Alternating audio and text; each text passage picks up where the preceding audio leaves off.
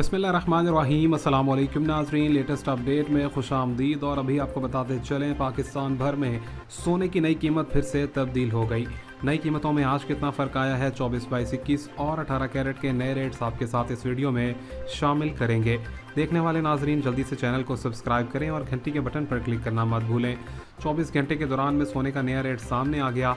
18 carat का नया rate 1,70,000 रुपये हो गया 10 ग्राम के हवाले से, और 22 कैरेट की कीमत 2,08,000 रुपये आई है। 24 कैरेट का 10 ग्राम रेट 2,27,000 रुपये और 21 कैरेट 1,99,000 रुपये नई कीमत आई है। फ़ी तोला के हवाले से बात करते चलें तो 24 कैरेट का रेट 2,65,000 रुपये, 22 कैरेट 2,43,000, 21 कैरेट 2,32,500 और 18 कैरेट 1,99,000 रुपये नई कीमत आई है। अगले चंद रोज़ के दौरान में कीमतों में कमी से मुतल्लिक पेशन गोई की जा रही है।